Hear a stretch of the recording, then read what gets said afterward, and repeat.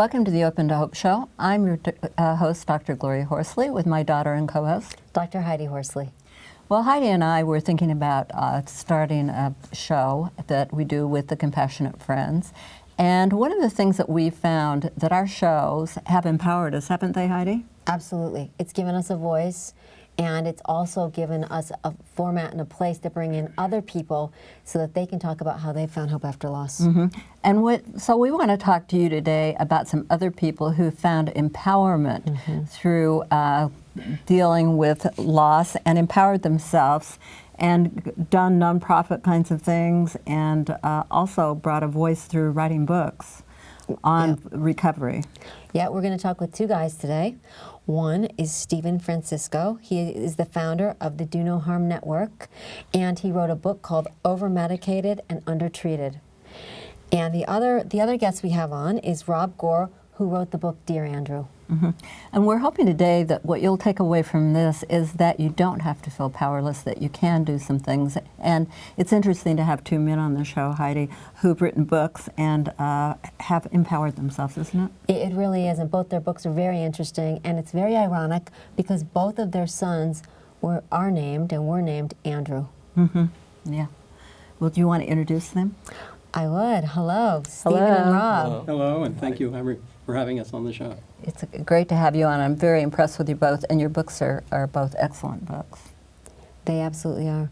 So I'm thinking maybe we should start with Stephen, and you can tell us a little bit about Andrew, and then we'll go in and have Rob. And about your book, Yes, and about how you got involved with your book. Right, Overmedicated.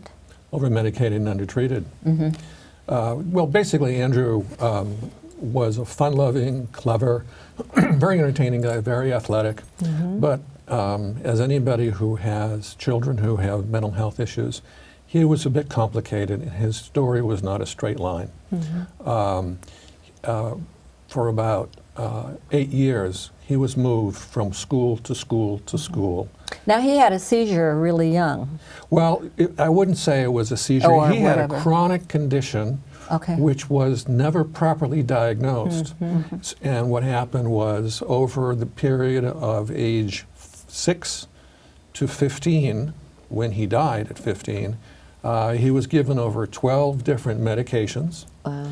He must have had at least a dozen different diagnoses. Mm-hmm. And the irony is that I'm a healthcare consultant. I've been in healthcare for over 30 years. Mm-hmm. But I worked on the other end of healthcare, which was very, very scientific, and everything had to be proven, and it was very cautious.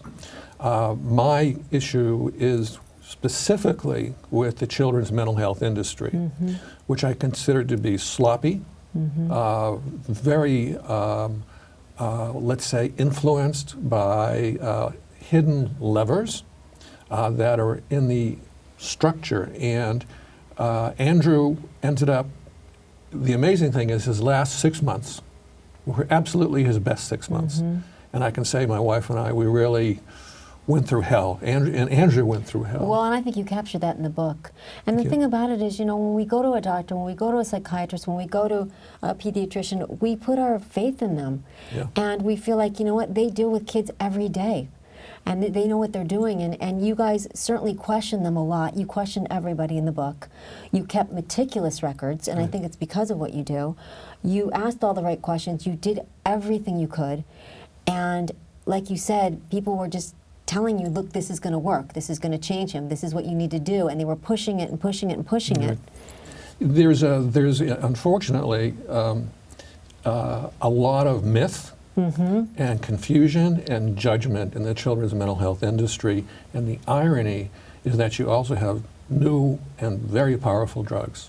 Right. And there's the belief that these drugs are going to make a difference. And you get that belief by the conviction of the prescriber. Right. And if you look on the internet on proof of efficacy, you know, I'm in the healthcare business, so proof of efficacy as well as having safety is really what you're supposed to be doing here. Okay. And there's not much proof and not much efficacy in a lot of the drugs that are prescribed to children. And the key thought, and if anybody who's watching wants my key thought, it's that off-label prescribing, which is the following. A doctor can prescribe a pill for my son, even though it was approved for something totally different, but for what he is supposed to have as his diagnosis, the doctor can prescribe it because that's called off-label prescribing. And I didn't know that. I'm a psychologist. I'm a professor at Columbia. I teach child psych classes. Your book really educated me. I'm like, wow, here I am, a professional, and I didn't know this, until I read your book. The shame of it is that, and this is not my number, but estimates are that for all children in this country, and not just psychiatric, 90% of drugs going into children are off-label. That's amazing. Isn't that astonishing? It is. That really is. And It's disturbing. I didn't know that until after my son died, and I got into this subject because I didn't understand what I could have done wrong. Right, You right. know, how could this have Understandable. happened to me? Yeah. So, unfortunately, let's put it this way, the good news is that I really have gotten fired up. Yes. And after digging into this, I had what I call 4 aha moments. Number one, the insurance companies don't want to have the children get alternative forms of therapy. Right. They want it to be medication and you're out. Yep. The doctors make more money per hour doing medication Well, let me say management. one thing about the doctors, too. That I don't believe that general practitioners should be prescribing That's right. antidepressants and have no follow-up, or any medication and have no Oh, follow-up I on agree. Well, the problem in mental health is two parts of it. One, because they don't have research, they don't do the research on the children for the medication, there's no data. So there's no guidance. So all of these doctors, all of them, including the psychiatrists, are kind of guessing, okay? And the children are the most threatened population segment in this country because there's no research supporting or arguing against the medication. So the doctors are kind of stuck. They're using their judgment. But that means that each child with each doctor is an individual experiment. Right. So off-label is really a terrible thing. And it needs to be brought, let's say, into the 21st century. And yet every year more and more kids are on medication. That's right. This is one of the areas where you've seen improvements in cancer. Yeah. You've seen improvements in so many therapy areas. You're seeing the opposite, which sort of should tell you that there's something wrong here. So now, for example, for me, I'm very excited about November 9. I'm going to be testifying down at the FDA for reform of off-label prescribing. Oh, this is great. And my argument is all populations are not the same, and the children are the most protected, and all therapy areas are not the same. So you shouldn't relax off-label with children. You should tighten it up. Absolutely. So that's, so my story is I've got real conviction here. So your Yes. son died of an off-label prescription, 7 years ago, is that right? It was January of 2009. Okay. Now, I know people are watching this. They're getting ramped up now. They're saying, okay, here's somebody who's done something about it. How did you get started and when, for people who are watching? Well, what happened was, I'm a consultant, and I go into companies and help them in areas where they need help, maybe shortage of staff or something particularly tricky. And I couldn't understand how this could have happened to me, so I dug in. To be honest, after 2 years of mourning, the 2 years after my son died, I was pretty useless. Yeah. Okay. Okay, that's an important point for people to know, Yeah. that But after you 2 didn't years, get in it right away.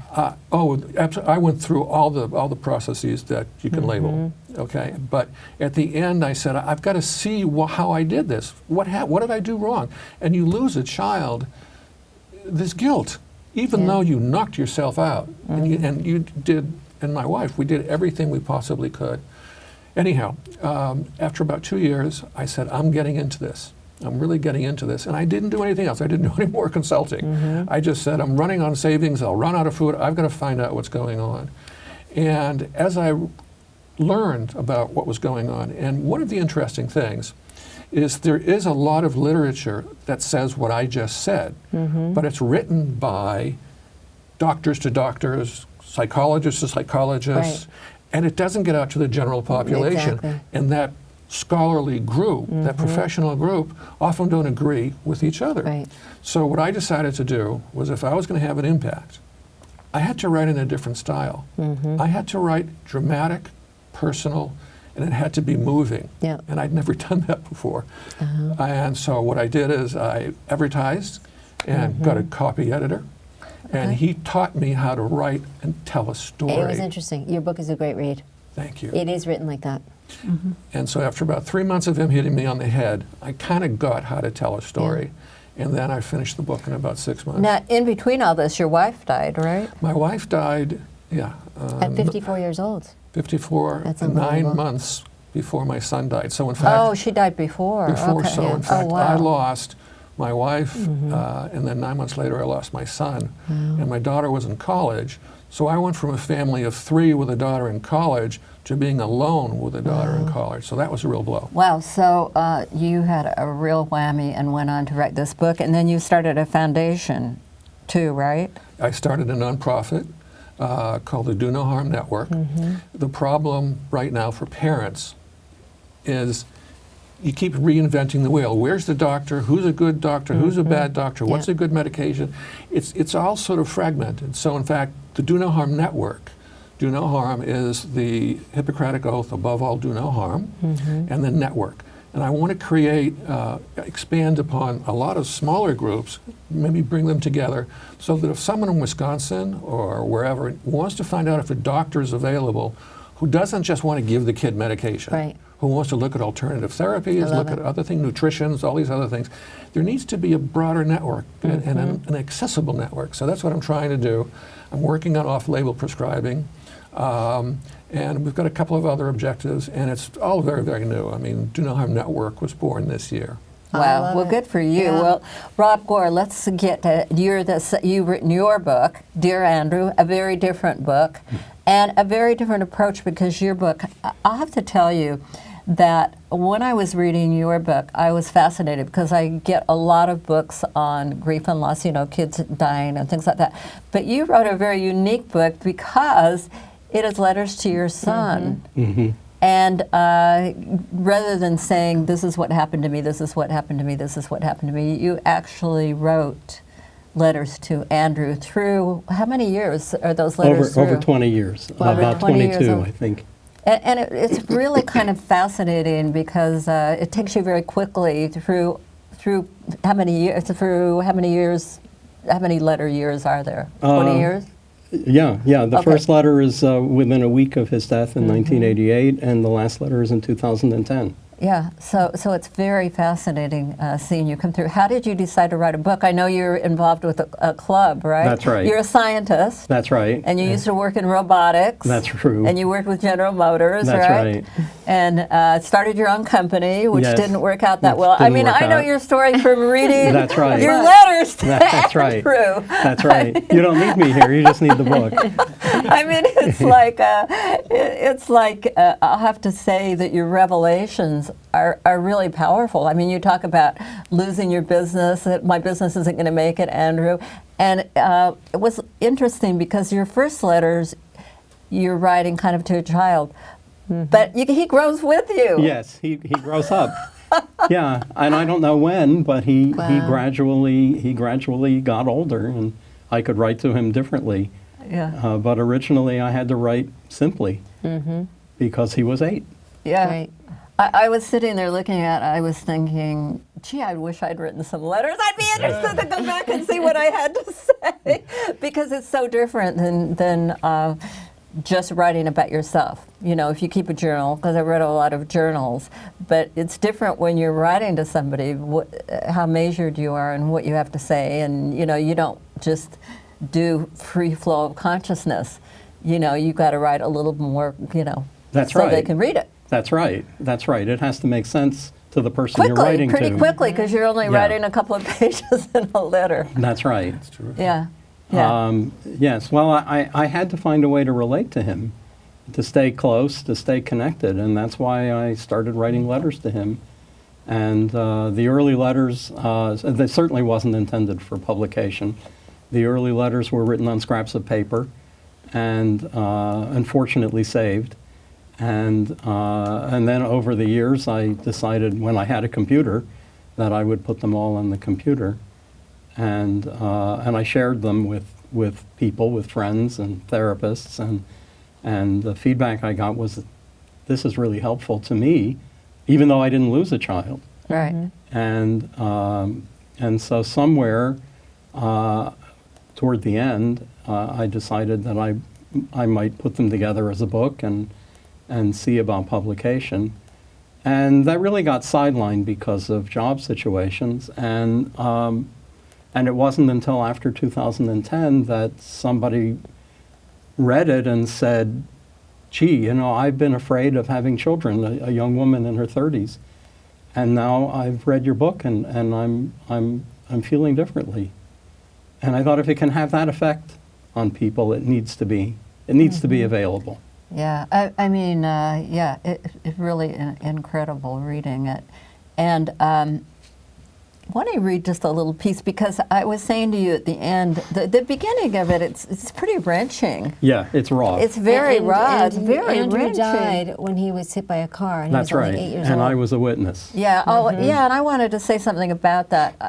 In the book, you talk about how you saw him coming down the driveway, and Well, a at the truck last coming minute, there towards was a him. hedge between me and Were you in your car? I had just gotten out of the car and was leaning against the car, waiting for him patiently to come. Because you were separated. That's right, and this was a visitation day, and I had just gotten out of the car and was waiting for him And he's to 6. come. Is that right? He was 8. Oh, 8. 8 years yeah. and 8 months Okay. to the day, and in 1988,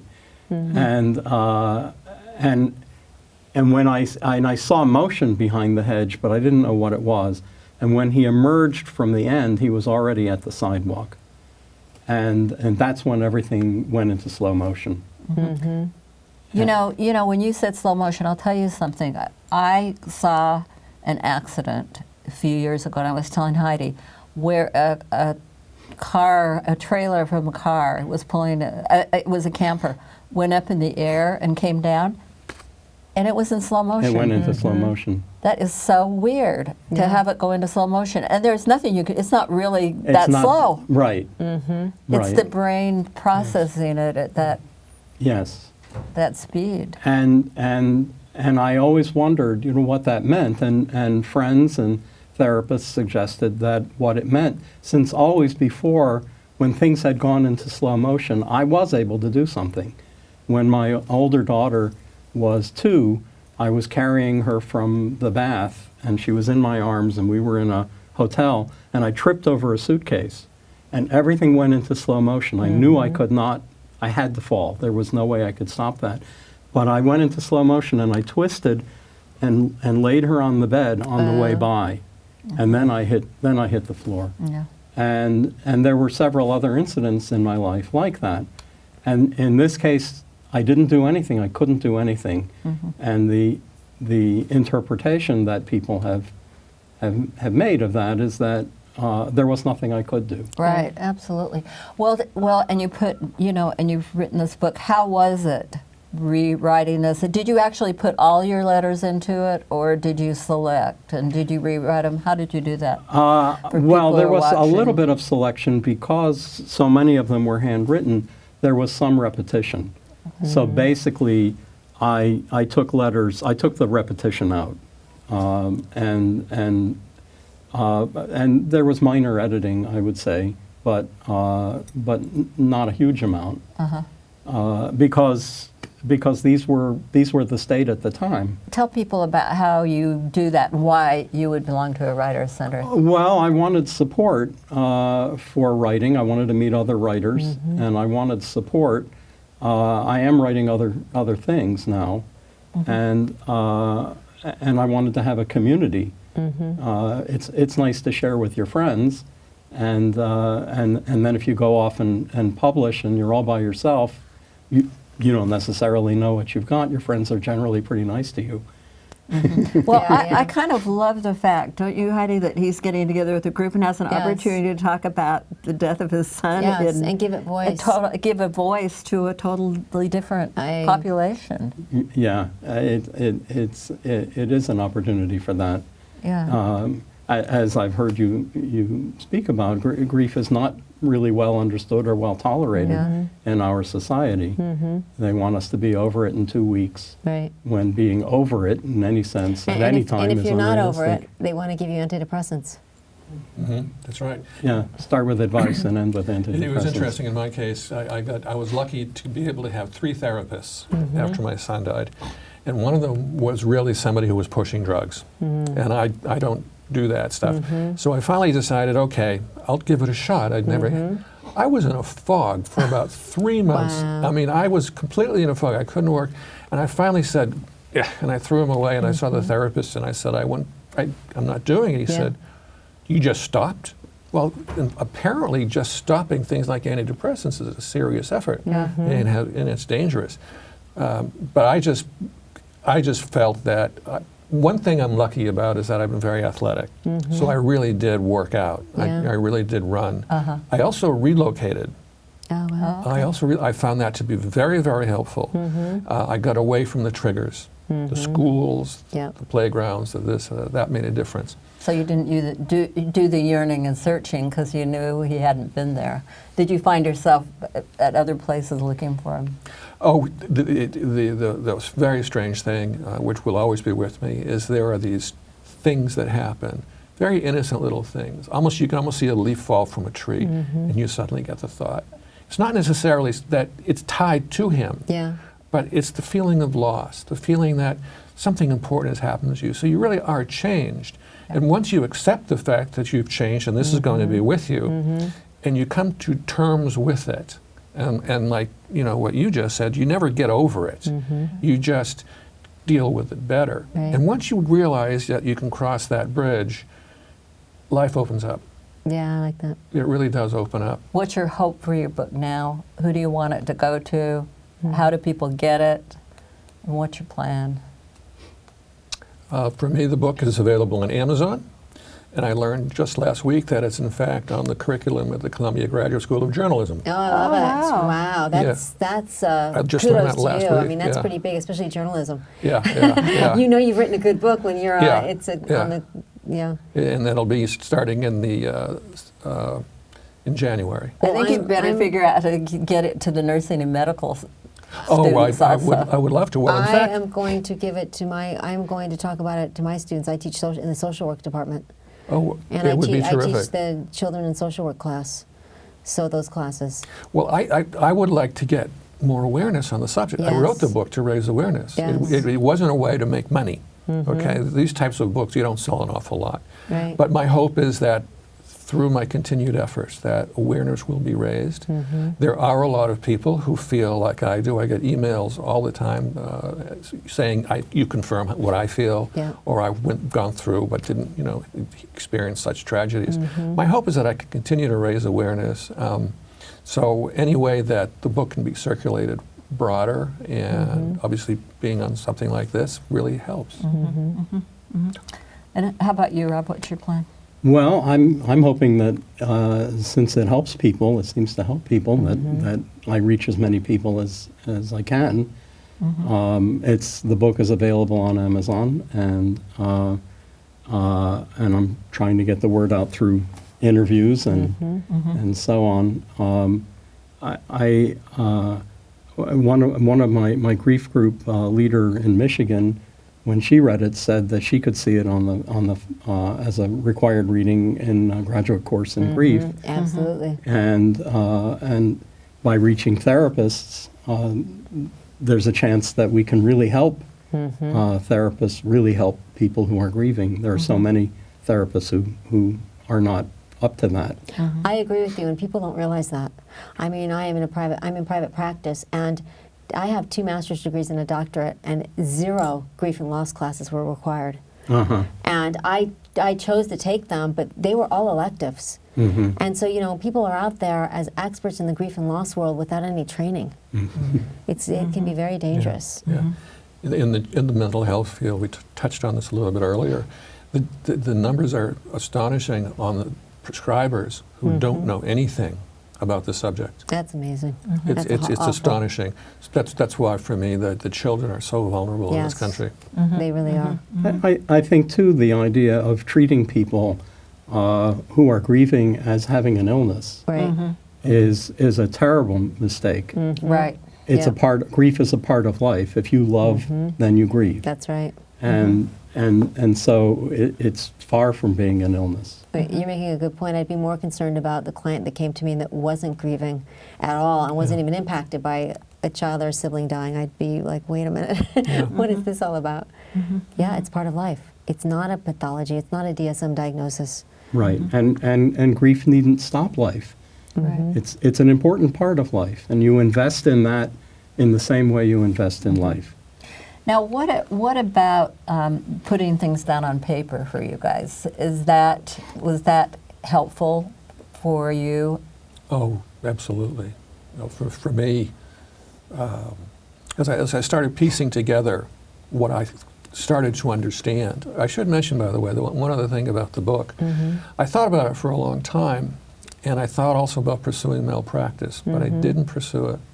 I finally pursued malpractice just before it was too late, in statute of limitations. Yeah. I suddenly got all this information that I had never seen before, never heard before, from all the doctors, all the prescriptions, all the diagnoses. And so what you see in the book, a lot of it comes out of the malpractice effort. Oh, So wow. I got a lot of information that I had never seen before. Interesting. So this book, in terms of the changes in the diagnosis, the changes in the medication, are absolutely accurate. And once I got to see that, one of the insights, and this is really something for parents with young kids, make sure you pursue the neurological parts, Yes. the auditory parts. My son had a problem, it turns out, hearing. So his behavior at school was out of frustration. Yes. He had poor short-term memory. So this teacher would say, don't go over there. So and he'd go over there. that has all helped you in writing the book. How about you, Rob? Oh, absolutely. I find in general that I don't really understand myself, and I don't really understand the world so much without writing about it. Most, if not all, of the letters were written with the idea of discovery, and they were not. I did not know ahead of time how they were going to turn out and how I was going to feel, and so they were enormously helpful. That's great. Well, thank you guys for being on the show Yes. today and for talking about writing, because I think it's such an important thing. I do too, and I feel like Andrew, in both your cases, is doing as much in his death as he did in his life to build awareness and to change the world and to change lives and to save lives. So thank both of you. Thank you. Thank you for having us. And thanks for watching the show today. And as Heidi and I always want to say to you, if you've lost hope, please lean on ours until you find your own, and God bless.